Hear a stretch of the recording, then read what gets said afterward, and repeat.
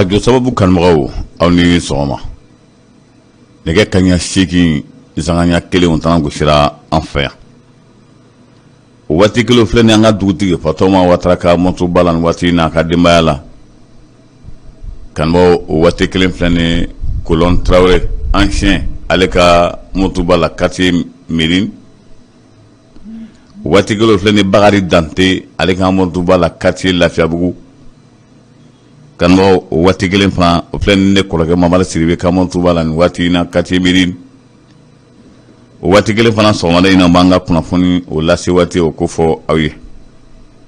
Bakuruba kunnafoniw la. Wele kun bilalen bɛ quartier 2 ka taa fara dugutigilakaw ka kunungo. Kɛra bonya ani karama ye walasa Zewa a bɛ se ka sen kelen sɔrɔ cogo min na. A tun bɛ hukumu min kɔnɔ ka bɔ o kɔnɔ ka bila sira wɛrɛ kan. O lajɛrɛ kɛra kunu. N b'a ladɔnniya k'a fɔ Sogɛlɔ Kokala Mayiga ale ye premier ministre kɔrɔw bɛɛ wele kunu. Modibo Sidibe, Ahmed Agamani, Musa Mara, Madame Sidibe, Madame Kayidama o bɛɛ lajɛlen kunu walasa u bɛ se ka hakilinaw di ɲɔgɔn ma cogo min na ka jamana bɛ bolo in kan. Kɔlɔwarikaw fɛ yen ni Ala ma ko wɛrɛ kɛ sinikɛnɛ nɛgɛ kaɲa 15 15h45 Laurent Kurubabo a kan ka minɛw jigin port bi Pankuruji kɛnɛ kan. Jamana ɲɛmaaw olu yɛrɛ kan ka jigin yɔrɔ min na an b'a ladɔnniya k'a fɔ yɔrɔ dira u ma Alassane Dramane Ouattara ale bolo. Bakuruba kunnafoniw de filɛ. Kunnafoni min ni Karim Sebe de bɛna lase aw ma. L'an bɛ dugawu don Ala ka bi tile hɛrɛ di aw ni ne ma. Dugutigi kura a n'a ka conseillers Elhadj Yaya Ouattara kun kɛlen bɛ ka ci bila kunu quartier 2 a cɛkɔrɔbaw ma u ka taa kuma ɲɔgɔnya kɛ. Bɛɛ k'a faamu taabolo min tun bɛ yen fɔlɔ yɛlɛma b'a la bɛɛ lajɛlen ka kɛ a tilan kelen kan. An ka quartier in na an ka cɛkɔrɔba Biye Seydou Ouattara ye nin kuma in fɔ san'a ka taa da a dayɔrɔ la. Bɛɛ lajɛlen de bɛ se ka kɛ sisan walasa Zewakaw bɛ se ka bɛn kelen ma. Kɛlɛ tɛ yen nka don ɲɔgɔn na o ko wajibi adamadenw ni ɲɔgɔn cɛ o de kosɔn. O Fatɔma Ouattara min kɛra dugutigi ye a n'a ka conseillers o ye wele se cɛkɔrɔbaw ma kunu ka ɲɔgɔn sɔrɔ ka kunnafoni di u ma. K'a fɔ de Zewa bɛ bila bolo kura kan bolo kura min don fɛn caman tun bɛ yen k'o kɛ ten bilen ayi k'o waati kɔni tɛmɛna. A ka ɲi bɛɛ kɛ hakilina kɛ kelen ye. Maaw bɛ ka ɲinɛ k'a fɔ Zewa y'a dandamana dugu de ye. Tiɲɛ don Zewa ye commune faaba ye ko nka taabolo min fana kan ka kɛ dugu kɔnɔna na n'o ma kɛ a laban k'a bɛ kɛ tɔ ka jɛn o de la kunu jɛrɛ in cɛkɔrɔbaw bɔra fan bɛɛ lajɛlen fɛ quartier la ni ka taa fara cɛkɔrɔbaw ka kunungo o dugutigiso la o kumana bɛn kɔnɔna na. Ko ka ca kosɛbɛ Mali la bi kɛrɛnkɛrɛnnenya la Dr Sogɛl Kokala Mayiga ale ye kunnafoni min di k'a jira k'a fɔ baara daminɛna kabiri karidon conseil des ministres fɔlɔ min kɛra a kun tɛ dɔwɛrɛ ye jamana bɛ bolo min ka teliyala ka bɔ o bolo kan bɛɛ n'i seko don ale ka waati yɛrɛ tɔ man jan beletugun a tɛ tɛmɛ kalo 8 ka taa kalo 9 kan nka ko in bɛɛ lajɛlen bɛ se ka koron cogo di ka bɛn o ma o kunnafoni de tun bɛ yen. Ministre fɛn fɛn n'o sugantira Kokala Mayiga a y'a jira k'a fɔ o sigaw kun tɛ dɔwɛrɛ si ye u kana o jɔyɔrɔ fa ka yɛlɛma don Maliko la. Da sera a ma a jirala k'a fɔ papier caman bɛ yen minnu kan ka woloma ka woloma sanfɛ hali dugumala la maaw bɛ ka ɲinɛ k'a fɔ an ɲɛ bɛ sebatigi minnu na ministre minnu na n'olu bɛ sobajɔ la hali n'i taara commune dɔ kɔnɔna na i bɛ taa sɔrɔ fana gɛlɛya b'o o baara kɛcogo la. A ti ɲɛ min kɔ ka sɛgɛsɛgɛli kɛ walasa Mali bɛ se ka bɔ nin gɛlɛyaba in kɔnɔ cogo min na an bɛ Ala dɔnniya k'a fɔ Sogɛl Kokala Mayiga a da sera nin bɛɛ lajɛlen ma kun na sini. O siratigɛ la bi min kun tun ye kunungo ye hakilina ɲuman sɔrɔla a fɛ ale min n'ale kɛra premier ministre laban in na ale fɔra dɔw kɔ nin premier ministre in de la o de kosɔn a mana kɛ cogo o cogo dɔ bɛ dɔ dɔn dɔ t'o dɔn o de kosɔn ale kun kelen bɛ ka wele bila ministre premier ministre kɔrɔ bɛɛ ma kunu. Modibo Sidibé b'o la, madame Sidibé Mariam Karidama Sidibé b'o la, Mohamed Agamani b'o la, Musa Mara b'o la, Jɔnkɛ Situko b'o la. O caman faralen ɲɔgɔn kan kunu a kuma ɲaniw ye walasa u bɛ se k'u hakilina di cogo min na. Gɛlɛya ye Mali sɔrɔ, fura wɛrɛ si t'a la an ka se ka bɔ gɛlɛya kɔnɔna na, u ka n'u hakilina di. Mohamed Agamani ale ye min fɔ ni gɛrɛ in banni, a ye kangaramada kɛ kunnafonidilaw ye ko gɛlɛya min bɛ Mali kan n'i ye kunnafonidilaw sen bɔ a la ko a tɔ ka dɔgɔ, ko nin ye diɲɛ ko kura min ye sisan kɛlen bɛ ka dankari adamaden bɛɛ la. Maaw bɛ ɲɔgɔn buruja a ka di u ye cogo min na, o kɛlen bɛ sababu ye ka na ni gɛlɛyaba caman ye. N'o tɛ sani k'i sigi misali la Mohamed Agamani ka kuma la, sani k'i sigi ka a fɔ telefɔni kan walima k'a fɔ ten, i bɛ k'a fɔ cogo min na n'a fɔ a tigi ɲɛna n'i ye cɛ ye. O kɛ de ka fisa wa k'i sigi i tɔɲɔgɔn sulama don wa ma adamaden wɛrɛ don k'a buruja nin cogo in na, ko o da bɛ kunnafonidilaw la, ko jamana yɛrɛ fana tiɲɛni fanba kunnafoni kolo minnu bɛ ka di kunnafonidilaw bolo bɛɛ lajɛlen n'i ka radio bɛɛ n'i ka téléphone min mana bɛn min ma o b'o lase ka jamana buruja n'o ye, ko o de ye gɛlɛyaba ye bi. O la ko olu minnu premier ministre ye olu y'a bɛɛ ye sa, a bɛɛ kɛra o ɲɛna, caman kɛra o ɲɛna, o siratigɛ la olu kɔni sera k'i sinsin min kan ale Mohamed Agamani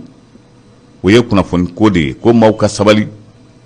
an bɛɛ jɛ fɛn kelen pe min ma o Mali ko in de ye, ni u ma Mali minɛ ba la wa ko malidenya a bɔli bɛ gɛlɛya. O siratigɛ la ko ale kɔni bɛ nin kangaramada kɛ ka ɲɛsin malidenw ma. A ye foli se Choguel Kokala Mayiga ma, a ye min kɛ nin ye ko a ɲɛna kosɛbɛ, wa olu b'a ka bila a kɔnɔ n'o a ko don min fɛn n'u mago bɛ fɛn min na ale n'a ka jamakulu ko baasi foyi t'a la, u bɛ taa jaabi kɛ.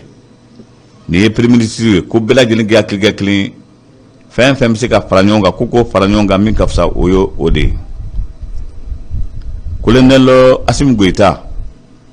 a ye Ethofis a y'o bisimila kunungo palais la. Ethofis a ka di ale de ye, ko ale ye jeune ye, Colonel Assimi Goïta ye jeune denmisɛnnin don. O jeune in ko o ka taa kuma ɲɔgɔn ɲɛna, ko in diyara fana Assimi ye kosɛbɛ. A ye Ethofis a y'a bisimila, a ko i nana a diyara n ye, ka d'a kan olu bɛɛ lajɛlen jeunes ye, o jeune in k'a bɛna jamana bɛɛ bolo min kan gɛlɛya min bɛ Mali kan a da kara don a la k'a ɲɛfɔ Ethofis fana ɲɛna ko min ka fisa o de, ko in fana diyara Ethofis ɲɛna. A ma ladɔnniya k'a fɔ a fana ye min fɔ ni Ala ma ko wɛrɛ kɛ ale bɛ se yɔrɔ o yɔrɔ, tɔgɔ duman min bɛ Mali la, hakilina min bɛ Assimi na, ko a bɛna lase yɔrɔ o yɔrɔ n'ale kɔni kan ka se k'a bɛ se yɔrɔ kofɔlenw la.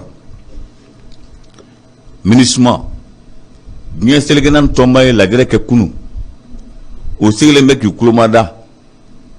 Jamana ɲɛmaa kura minnu bɛ yen yali olu na sɔn ka san kelen fara MINUSMA ka waati kan wa? Ɲininkali bɛ nin bolo kan an bɛ waati min na komi sisan, n'o tɛ ONU o ye lajɛrɛ kɛ kunu, o lajɛrɛ sen fɛ o bɛn'a la ko ka san kelen wɛrɛ fara MINUSMA ka waati kan Mali la yan. Ko nka Faransi tun ye min fɔ, ko ka yɔrɔba dɔ dayɛlɛ bureau k'o kɛ fɛn min n'o ye G5 tɔgɔ la Sahel kungo jamana ninnu kɔnɔna na, ko diɲɛ seleke naani tɔnba ma sɔn o ma fiyewu, ko a ka ɲi tan ni mɔgɔ ko kɔni don bi kɔni maa min yɛrɛ bɛ MINUSMA tɔgɔ la bi Mali la k'a ka ca kosɛbɛ, ko sigilen bɛ ka min kɔnɔ sisan o y'a ye k'a fɔ yali Mali gouvernement kura min bɛ yen o bɛna sɔn ka san kelen fara MINUSMA ka waati kan wa? Faransi y'a ka ko bɛɛ lajɛlen fɔ, hali sini sɔgɔma Assimi Goïta u ma kuma,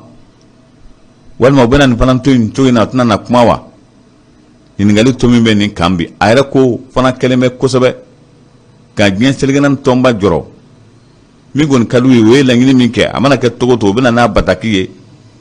ka na n'a ye k'a di Assimi ma, o yɔrɔ la kɔni a na kuma, n'a ma kuma o b'a yira k'a fɔ lala fɛla tɛ kosɛbɛ MINUSMA o ka to an fɛ Mali la yan.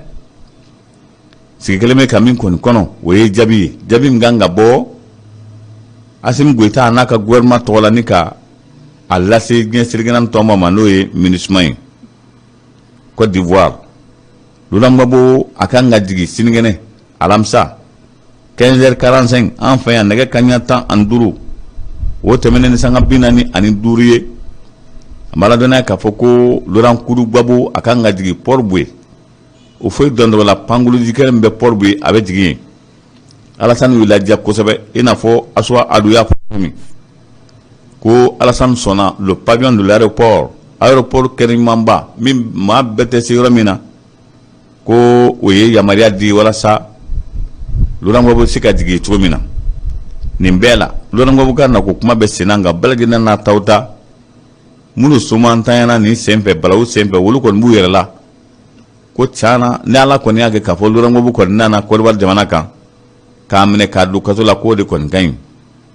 ngani Alassane Dramane Ouattara ka tabulo la jebi ina dala ka fo fela min bala wayi ka fo lurango bu afara fotugo na ko karatara neritala bena la bolo de kan laban kerami ay kene min di pangulu di kene goro mi di lo pavillon de l'aéroport o jara ko sebe aswa aduye kada ka kachala fe ma chaman teta o kene o kan wa ko akeleme fana o bene kumeni ka foko bashi be boala y ko bashi kon ti boala nala sona maluran kuru gbabo siringene nege kanyata anduru temene sanga binani anduru amena jigi kolwar kaw fe Port-Boué kerengere miyala ko be bolo min gan yali ngina kera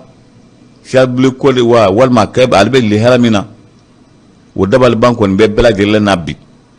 kanda kebe luram babu ka kuma kon na nga shalble gude wonana ni sheina wal ma wati mene fora o tala ni ngali to min dana ni kan ko sebe kada ka shalble gude ka ko kon atuna ma chamana anana wa atna nawa ni ngali kon tumbe ni kambi lagine wigiri tege o bana lagine abe na fo shinwa wolu kon keleme ka lagine ko wonna mine ka yiri tewo ka tege alabangara fe bela gele mbalo ka fo lagine yiri tuba jamana ye ngana ma kuna ja alaba abe na yiri ntanya kada ka yiri baba munu be na nyona be korba jamana ka o tege la tege to sugu bela gelena ni pedun tetura nona fo ka tege ti alaba ka be na ke gele bay wode koson fami no ye Alpha Condé aye kangarbalda di kunu ko ka yiri tige ko ban ale ka jamana kan Burkina Faso solan waliban kera yoro ko fola na yalla ka fo mam bonana na ptijo ma kemeni bi woro bonyongola ko Francis Rassou Fos Barkan ani Burkina Faso wo ye fele bo clef layna ay ko akara tiruzi kele faka ko dai wo ye fagali da tiruzu ka kaka bo aklima ko bolo pen chama mine ka kla ka were chama mine ko kek bolo ko mawi ni ko kan garanga bala gelina tauta ajalla ka fo femi no ye Burkina Faso ka wo lawa mena u ka wulika jo do buluda o wulika jo semfe o binu kan so goya ko ndira Burkina Faso gouvernement la haka jamunu be ka deme ko ako famnente ko so Burkina ka wuligere kon bulu am ñu am la lebe aw fo ka wal mondo ka fa yenda la makore ke am ñu sonala sonama ni kuna fon kile kene ka bishina ni kuran sona awalma ni sansona wala aw kambe akato benga sala mamadu